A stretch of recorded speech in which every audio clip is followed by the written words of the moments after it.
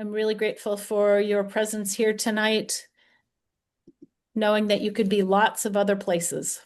Thank you.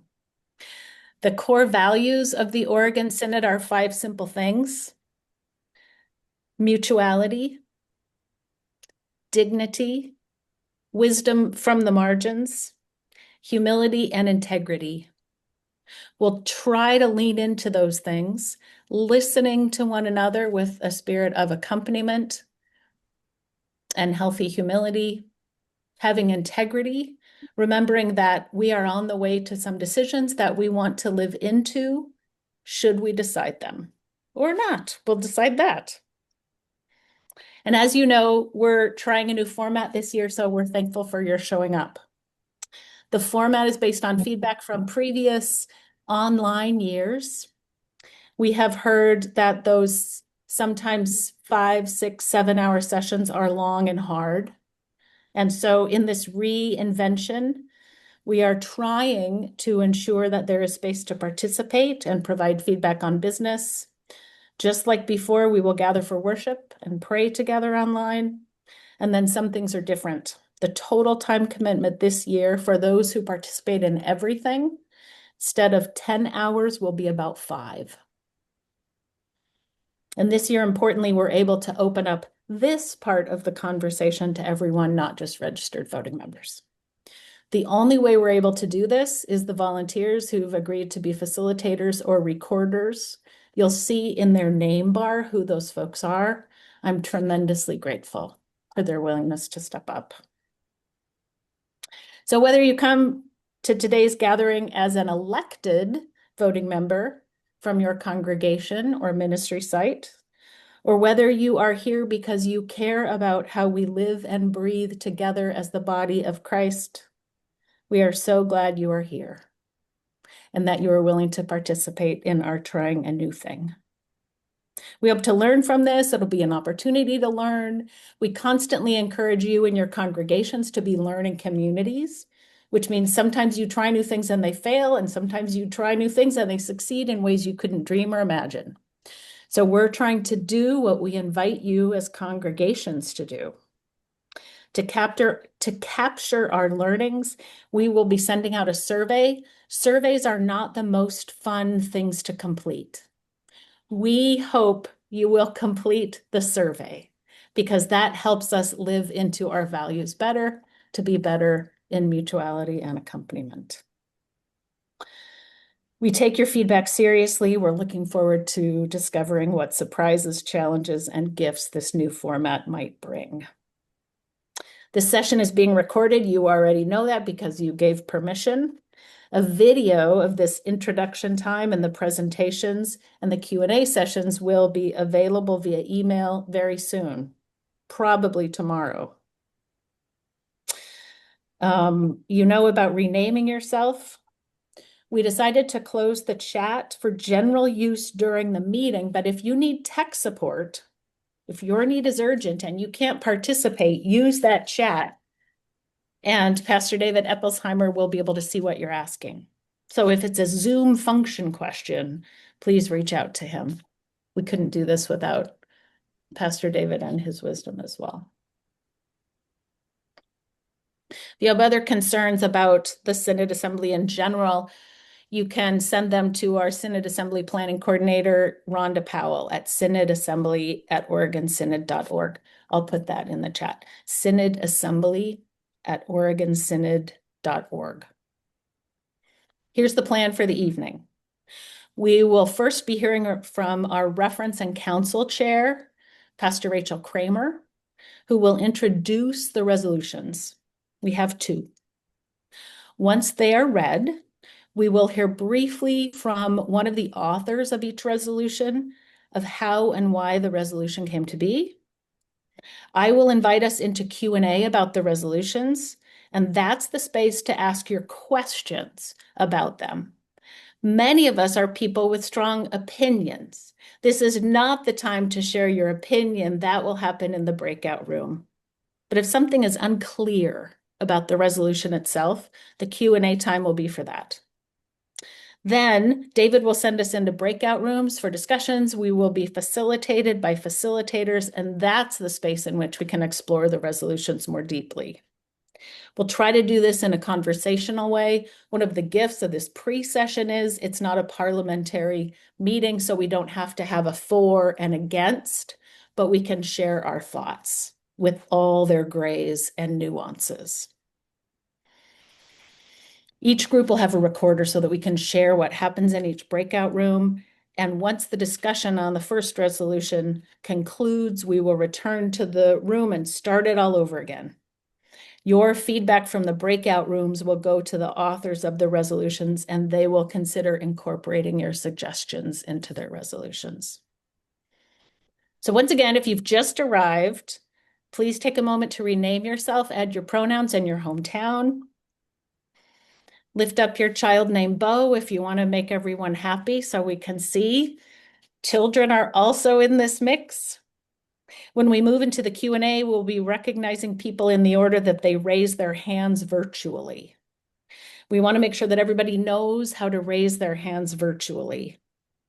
This is done by selecting the hand image at the bottom of your screen with the raise hand written underneath it.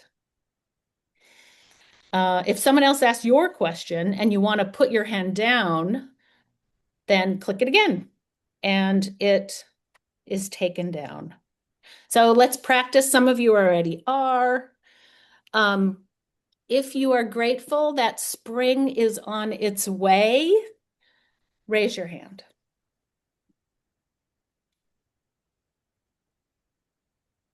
All right. Would you repeat that question, please? Yes. Are you grateful that spring is on its way? Oh,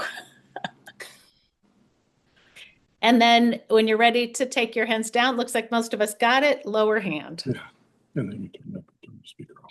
If you're struggling, you're on a device you've never used before, you can use the text bar to ask Pastor David Eppelsheimer a question. Are we good? Thumbs up? Seeing nods and thumbs up. Amen. Thank you. Okay, so let's begin. I get to introduce Pastor Rachel Kramer, who has generously offered to be chair of Reference and Council. She knows, because of that, she knows a lot about Robert's Rules of Order and the important role that that committee plays. So, Pastor, please take it away. Thank you, Bishop. Hi, my name is Pastor Rachel Kramer. As Bishop Lori said, I'm the chair of the Reference and Council Committee, and I'm also pastor at Calvary Lutheran Church in Hillsboro. So I'm representing the Oregon Synod Assembly Reference and Council Committee at this gathering. The Reference and Council Committee is responsible for reviewing the resolutions and memorials for your consideration to ensure that they are on a topic necessary to the life of this church or the business of this synod, that they're clearly directed to the appropriate body with the authority to take action, are not in conflict with the Constitution, use appropriate language, use the language of requesting and not directing actions, and that they account for any financial costs the resolution or memorial may require as it is enacted. The work of the committee is not to decide about or recommend to you the overall merit of the resolutions or memorials.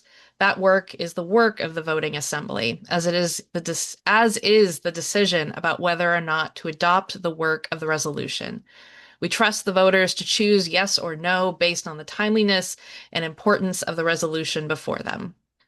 This year, there were 2 resolutions submitted for your consideration. The Reference and Council was asked to give the authors 2 types of feedback: what must be changed for the resolution to go forward, for example, if there was ever something in conflict with the Constitution, and to also have suggested changes.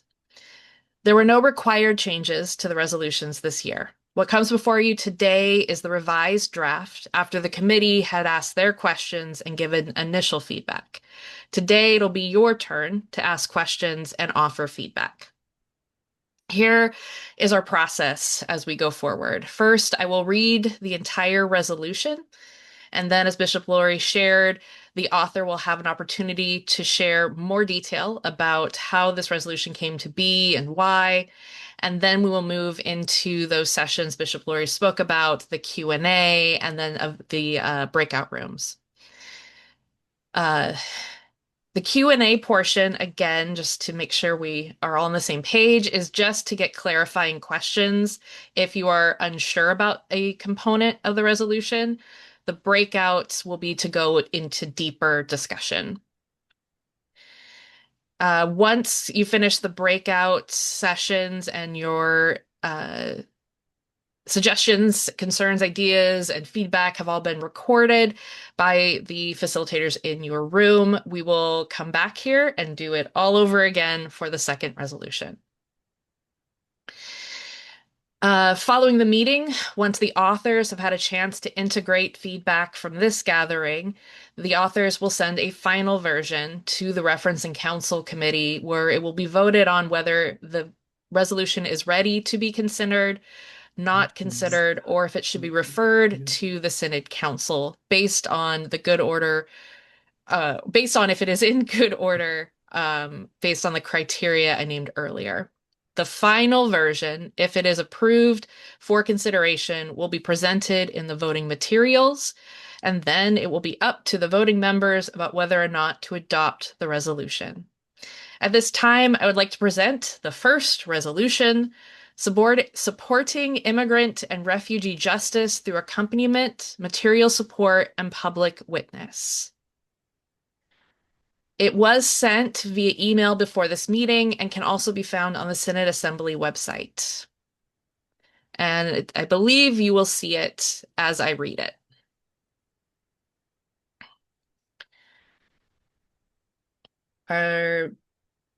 Bishop, are we ready for that to be shown? I don't know whose screen is showing it. Are we ready?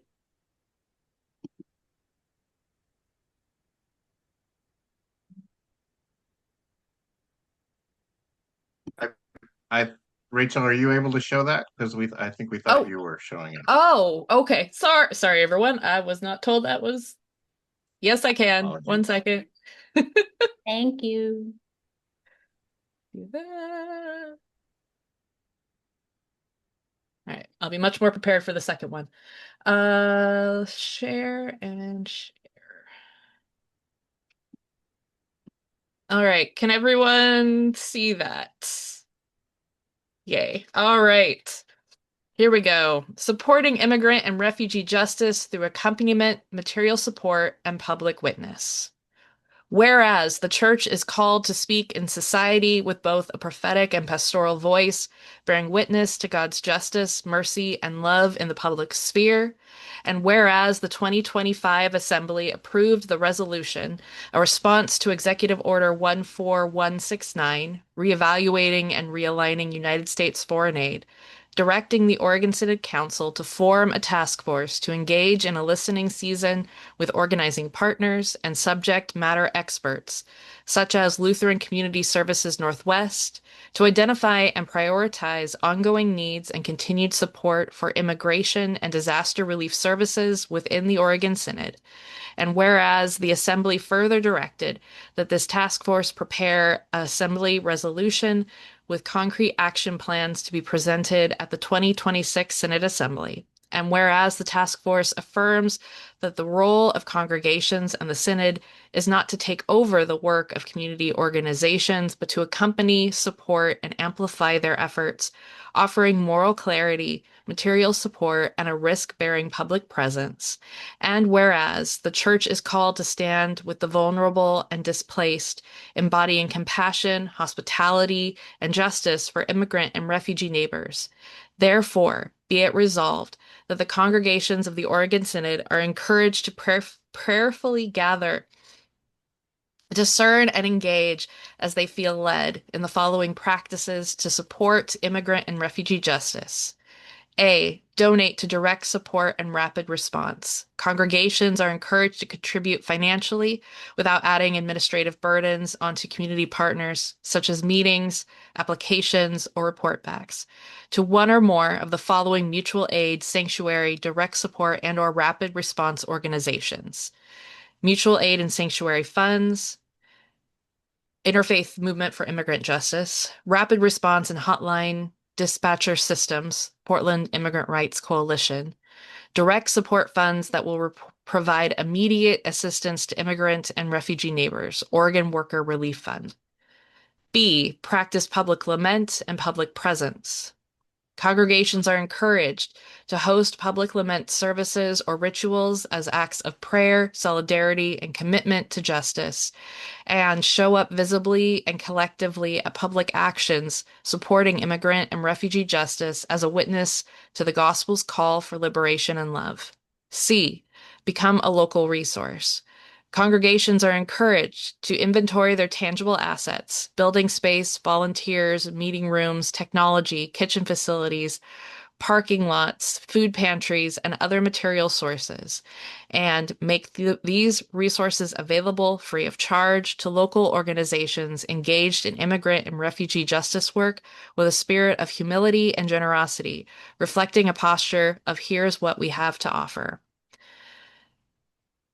Further, be it resolved that the Oregon Synod Council proactively engage in public actions in visible solidarity with immigrant and refugee justice movements, and prepare and release a clear public statement that condemns ongoing human rights violations against immigrants and refugees, affirms the sacred worth and dignity of immigrant and refugee neighbors, and names the Church's commitment to moral clarity, spiritual grounding, and courageous public witness in response to injustice. Submitted by the Oregon Synod Task Force on Immigration and Disaster Relief, Elide Vilchis Ibarra, Christy Bernkalu Halvor, Pastor Emily Binja, Lavita Gilmore Jones. I now invite the author, Pastor Emily Binja, to provide background on this resolution.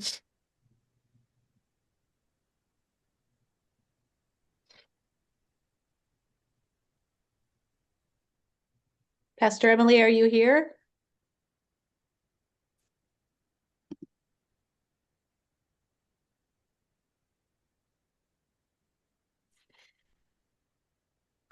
Shoot, I wonder if something came up. Are any of the other authors available and willing to share just 2 minutes of how this resolution came to be? Yes, this is Lavita. Thank you, Lavita. Okay. Um, this resolution came to be because, excuse me, of the charge that we were given at the previous assembly. And excuse me, I ate a carrot and it's kind of stuck in my throat. Just a minute. And so Juan Carlos was convened the team together.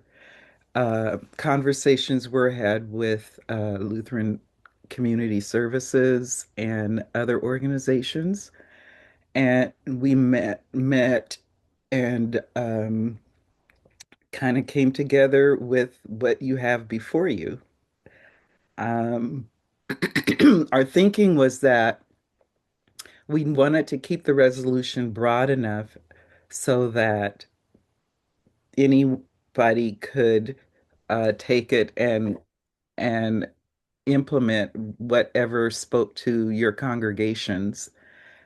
And at the same time, we were also aware from our conversations with immigrant organizations that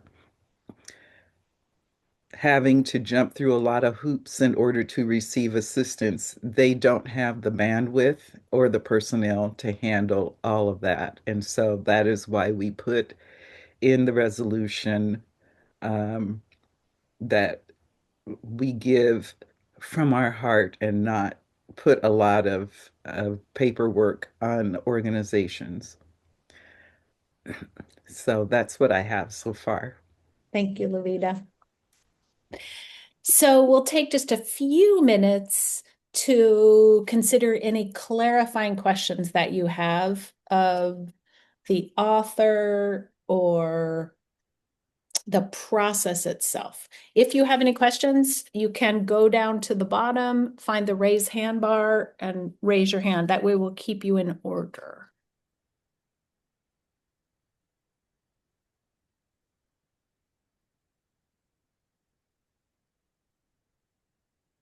And you might be making this easy. There's a question. Pastor Steve Keenberger. Yeah, my question is down where 6 A, the organizations, would there be a possibility to expand the list of organizations? Like, for example, we have at least 2 here on the coast that are engaged in this work. And so I was just wondering if that's a possibility. I'll toss that to Lavita. Yes, the organizations that we listed, consider those beginning organizations. We are not aware of everything that exists in the state of Oregon. So, we might say these are suggested organizations, but are not limited to. Thank you. Nancy and Jack, the floor is yours.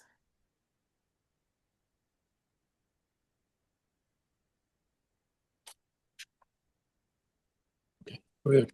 Oh, sorry, we were on mute. What was the catalyst that brought you to decide that we needed to require a resolution for this proposal? Because it seems like we do a lot of what's already in the resolution. Why does there need to be a resolution? That's a great question.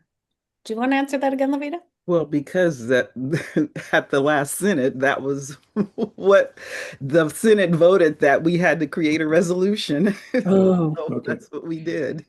And oh, I would say if you're already doing many of those things, that's fantastic. This is to encourage congregations that haven't thought much about this to consider what they might do.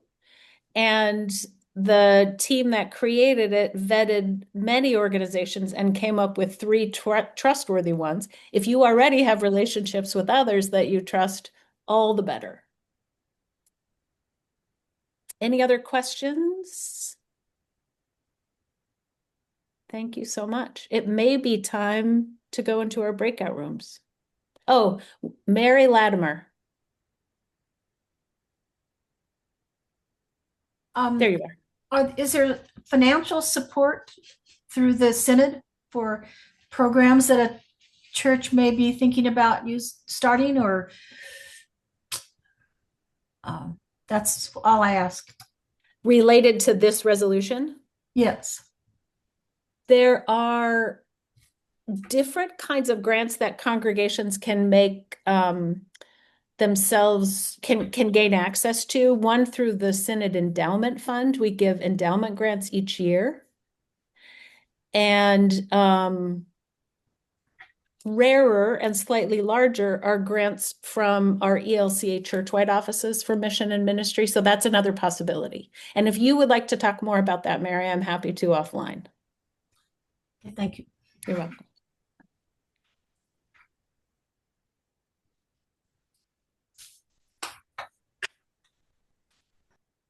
Okay, seeing no more, I think I'll ask David Eppelsheimer to send us into rooms. Are we in those rooms for 20 minutes? Yes, That's correct. so in a little bit, you are going to see a window pop up asking you to join a room. Please click on that and join that room. One of the facilitators asked me to stress the fact that the facilitators are here to facilitate conversation. They are not experts on either of the resolutions. So I thought that was good information to share with you all. I am also, before I send you into those rooms, I have just dropped into the chat the 3 questions that the facilitator will be using to help facilitate your conversation.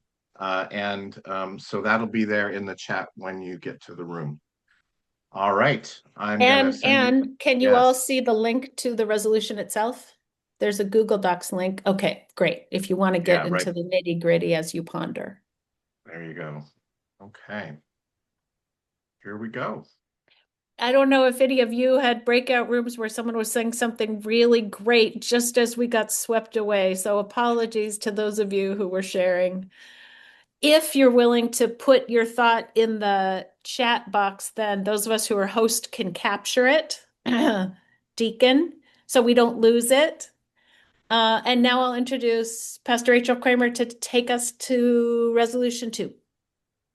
Before we go to Pastor Rachel, one of the questions from our facilitators was, will people have a chance to send in further comments after this session on the resolutions? That was asked in the room.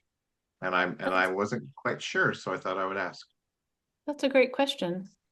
What do you think, Rachel? Because the resolutions, reference and counsel will be shunting the feedback to the authors, or is it my office that's shunting the feedback? I believe Janae had said the We all office are would be doing sending it. it. Yeah. So that's a matter of timing. So I guess I would say if you have thoughts in the next 24 hours, 48 hours, send them in.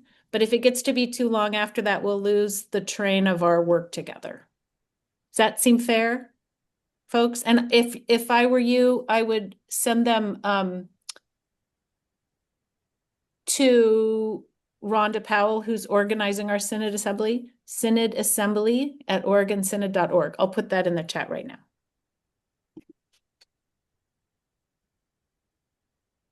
Is that your question, Debbie Howard? Where to send them? Great. Okay. All right. Should I continue now with the second resolution? Please. All right. As before, I will read the resolution its entirety. It also was sent via email before this meeting and can be found on the Synod Assembly website. Let me share my screen. All right. Our second resolution is the resolution requiring LGBTQIA plus representation on candidacy committee. Whereas there are LGBTQIA2S plus candidates for rostered leadership in the ELCA who are in the process of candidacy. Entering into candidacy can be anxious and uncertain for all candidates, and especially can be a complex experience for queer people who may have or may have not experienced the church as a welcoming or safe space. And whereas, per the Oregon Synod Constitution, Chapter 6, Statement of Purpose, we serve in response to God's love to meet human needs, caring for the sick and the aged, advocating dignity, justice, and equity for all people, working for peace and reconciliation among the nations, caring for the marginalized, embracing and welcoming racially and ethnically diverse populations, and standing in solidarity with the poor and oppressed and committing itself to their needs. Whereas the candidacy committee, which is made up of both lay and rostered leaders, is tasked with being a support network for the candidate while also retaining the power to approve, delay, or deny that a candidate is qualified and equipped for rostered leadership. And whereas the Oregon Synod Constitution, Section 1102 or 11.002 reads, the candidacy committee shall A, consist of at least 7 lay and ordained members representing the diversity of the Oregon Synod's ecology, and whereas the Extraordinary Lutheran Ministries offers the following best practice for ELCA candidacy committees. Ideally, there should be at least 1 LGBTQ member on the candidacy panel. In order to prevent tokenism, we encourage candidacy panels to expand their diversity.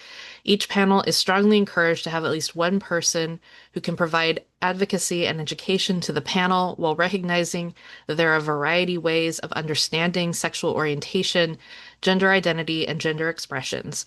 While helpful to have people with diverse backgrounds, orientations, and lived experiences on the panel, one LGBT and or Q person cannot speak to the situation of all candidates.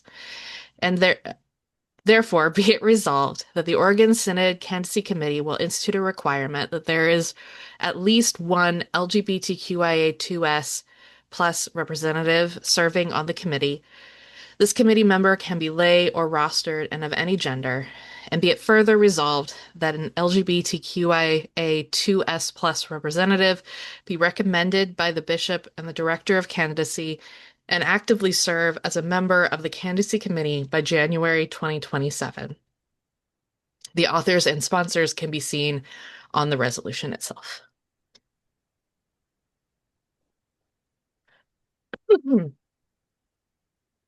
I now invite author Pastor Caitlin Pabo Yulberg to provide background on this resolution. Thank you so much, Rachel, for reading that.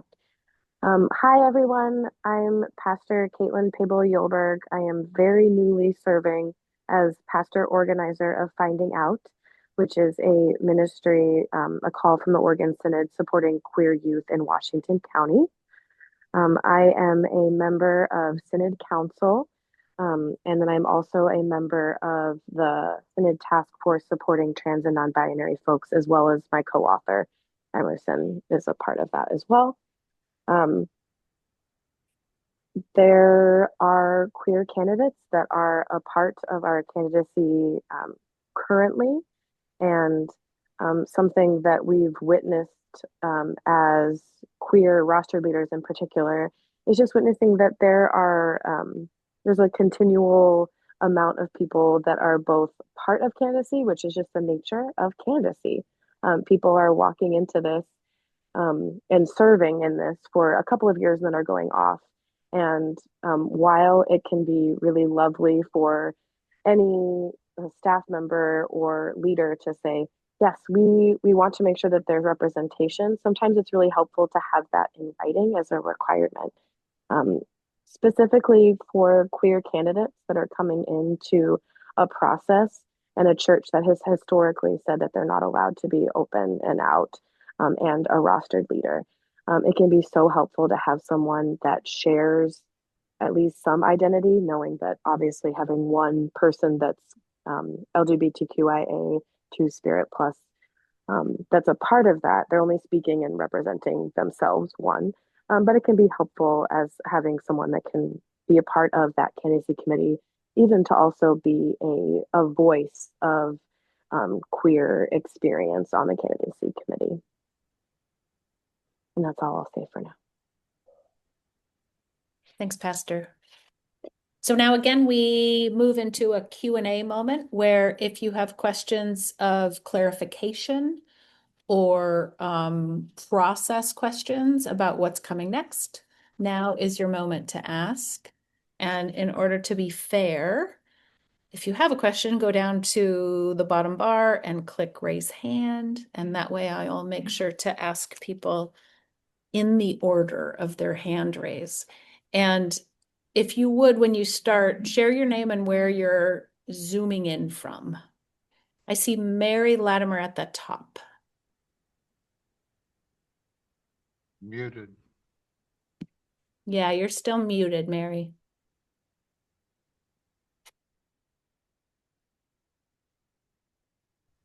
Sorry. So I'm Mary Latimer from Lebanon, Oregon, Our Savior's Lutheran Church. I have two things. When you talk about rostered, you're talking about pastors. Is that equal? I have two questions. That's the first one. Yeah. I'm happy to answer that right now. Rostered leadership counts for someone who's going through the diaconate process as well. So it could be someone who's becoming a deacon, like word and service, or someone that is becoming a rostered leader, pastor, word and sacrament. Those two things. Okay. Yeah. And the other thing is, would you please say all the words that are LGBTQIA2S plus, what all that, would you say all those? Yeah, Do you mind? sure. So you want me to say the acronym and what each of them means? Well, they don't have to say what they mean, but Oh, whatever you want to say to explain what they are. yeah. So queer is an umbrella term that is used to describe folks who identify with either their sexual orientation or um, gender identity. Okay. L, lesbian. G, gay. B, bisexual. T, transgender. LGBTQ, queer or questioning. I, intersex, which is someone that's born with um, anything that you wouldn't necessarily say is very clearly one gender, male or female. And then A could be asexual, which is someone that doesn't have any um, attraction to or a sexual attraction with people. Sure. But Okay. A is a lot of different things, and Two Spirit is from within indigenous cultures.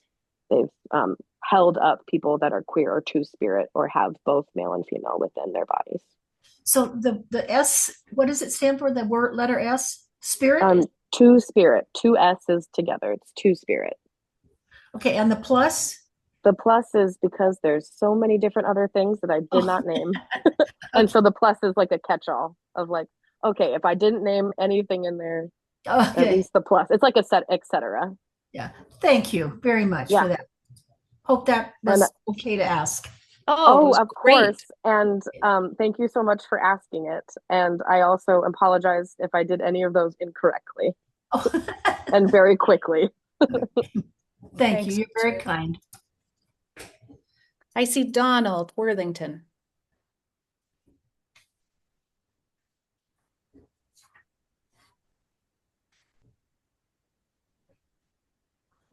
There you go.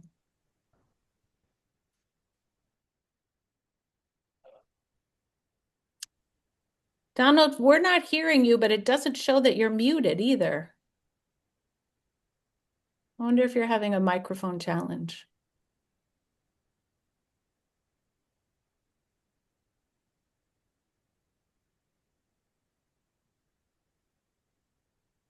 Let's move to, oh, there we go. Let's try again.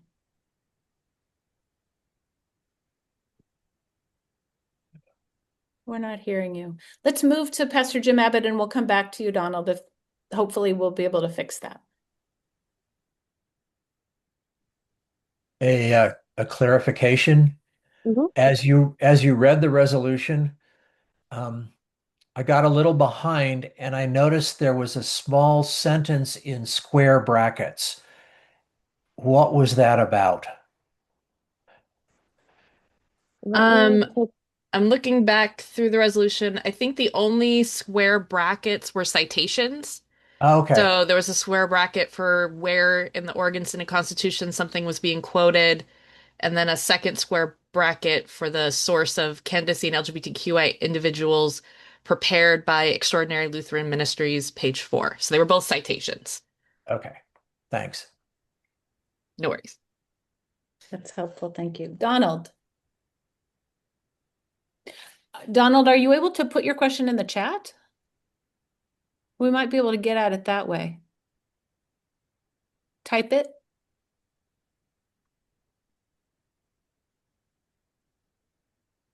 And let's go to Eric Dull in the meantime. Pastor.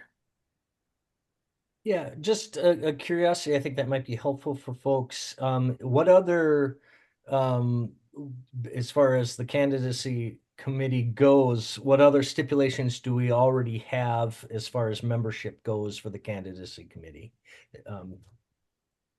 And does the bishop see any problematic, of having another category? I mean, just in that she's heard of from other synods or anything that's been problematic. That's a good question. As far as I understand it, the only stipulation for candidacy is the same as for all of our committees, and that is it's never to be more than 40% clergy. Yeah. And of course, our best practices are that we try our best to have not just pastors, but also deacons representing clergy, and that we try not to just have cities and suburbs, but also rural areas. We try not just to have one demographic like boomers, but all kinds of things. But those aren't policy, they're best practice. Mhm. And there's not a other gender, like in 20 years ago, maybe a male female stipulation that was ever made, That's a or good question. so? There probably was a guideline that it tried to be half and half. That's my memory of the olden days. Okay. Bishop, Yes. I'm seeing in the chat that Donald was asking, wanted some clarification on what the candidacy committee covers. Oh, very good. Okay. So what is the candidacy committee in the first place? Let's get clear on that. Is that the question, Donald? Now I lost his face. I'll But say yes, because I'd like to hear it. okay, great. I'm wondering if the candidacy coordinator is here, but it doesn't look like she is. So I can say at the highest, most simplistic level, the candidacy committee, and it's in our constitution, like is cited in the resolution, the candidacy committee holds the important task of accompanying our candidates for ordained ministry through their seminary preparation and reviews and converses with them 3 times over the course of those either 3 or 4 years, depending. So there is support, there is accountability, there is review, and the candidacy committee is typically between 7 and 10 people. Is that clear enough and enough level of granularity? Who was asking the second person? Oh, that was Frank out here in beautiful Frank. downtown Pendleton. Yes. Is Yes. that helpful? Yes, it is. It is. Okay. Very good. Thank you. Bishop Lori, I can add one thing to that. Thank you. Levita serves on the candidacy committee. Yes, add many things. Um, one of the things that we do on the candidacy committee is each candidate is appointed someone to accompany them through their process. So I have maybe 2 or 3 people that I support and regularly check in with, and each person on the committee has 2 or 3 people that, depending on how many people are seeking rostership, we all have people that we accompany in between the times that they are entered into the program and until they're endorsed. Thank you. Yeah, that's important. And I'll just say too that the candidacy committee is the committee in charge of things like background checks for our candidates, psychological evaluations. It is our job to both support candidates and also consider, is this person a fit for this unique role in the church? Debbie Howard. My question is just to further clarify what you were stating of what the candidacy group is. Now, is that including every level from psalm all the way to pastor, like deacon and everyone in between? Well, you're above average because you know about the Psalm program, Synod Authorized Lay Ministry. Synod Authorized Lay Ministry, or what it says in our churchwide constitution, Synod Authorized Ministry. So we may be changing our name just to be more aligned, but they're lay people who have not gone through candidacy or a full MDiv, Master of Divinity Seminary experience. But they rise up in congregations that really need leadership if they have the gifts and they're willing to engage in a certain amount of learning. So that is not the full candidacy process. It, of course, does involve background checks and psychological evaluations, but it's not a 4-year, full-time, immersive seminary experience. The candidacy committee holds those who are becoming deacons or pastors in the church. Great. Thank you, Pat. Yeah, Thank you, thank you. Bishop. That's a helpful question. Thank you. Susan. Um, so my first question really is, it says consists of at least 7 lay members or lay and ordained members. How many members are there actually on the candidacy committee at this time? Are there only 7 at a time, or are there sometimes more than 7? Sometimes more than 7. Okay. And if it says representing the diversity of our ecology, how is LGBTQA not already part of that? Like, why does it have to be called out separately? If we're not saying we need this many men, this many women, this many people over 60, this many people over, like, why is that a separate thing if we're not deciding all the other categories that we need to fill? Does that make sense? And maybe that's a question for the opinion thing. I'm just wondering why that came up at all. I think it's a good question for the authors. Mm-hmm. And I'm happy to speak to that. I have thought while I've been talking with other queer rostered leaders that were saying, you know, what if we put a resolution like this? I say, why don't we include other things like race? That's something that would be, for me, amenable.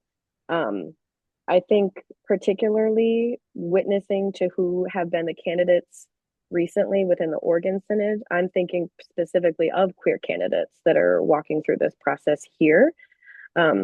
And I know that there has been queer representation or LGBTQIA2 plus representation on the candidacy committee. There has been in the past, and it's very much a wonderful ideal to have.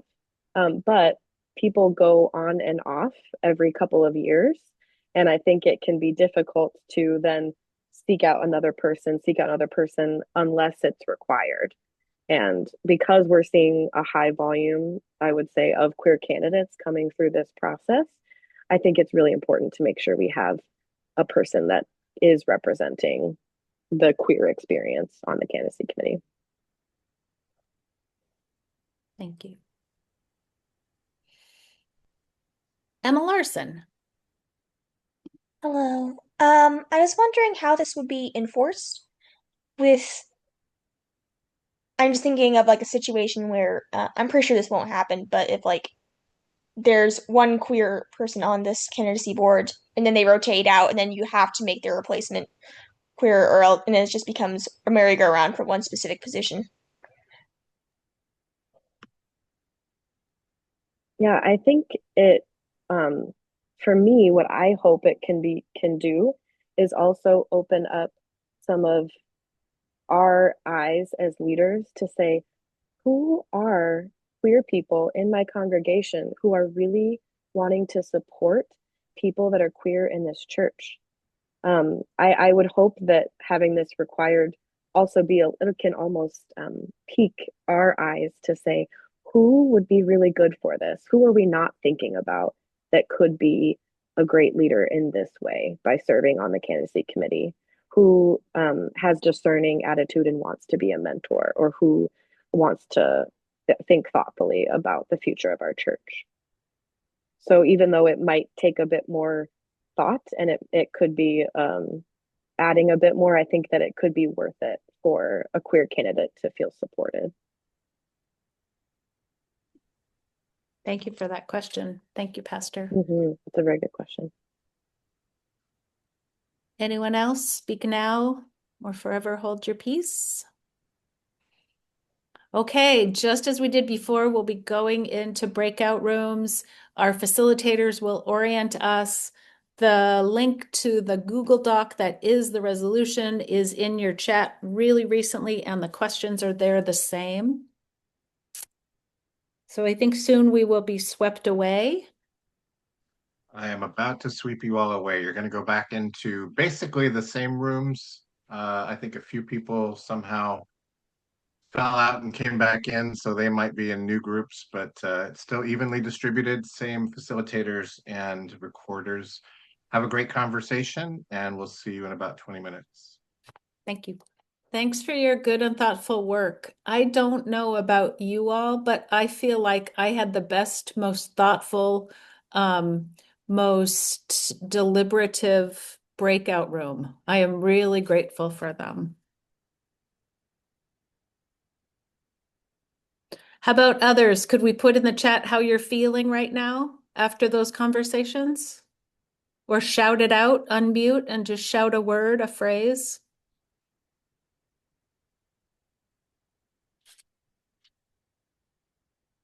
Breakout room number exclamation mark was the best. Connected across the synod. Educational. Good wisdom. Grateful. Appreciative and thankful. My back hurts. Yeah, me too. Hopeful, welcome, curious, well organized. Very helpful. How many attended tonight? I saw 77 at one point. 78. We peaked at 80. 78. We peaked at 80. We peaked at 80, yeah. Jackie Ryan gets a shout out, helpful in room 2. I think we're done. And we just about hit the time. So special thanks to facilitators, special thanks to recorders. We tried a new thing. And I too want to hear what every single group did, but really only the authors will hear the reports from the recorders, and they will prayerfully discern, I'm sure, whether or not to adjust their resolutions based on that feedback. So thank you. Go in peace to love and serve this world and our Savior, Jesus Christ.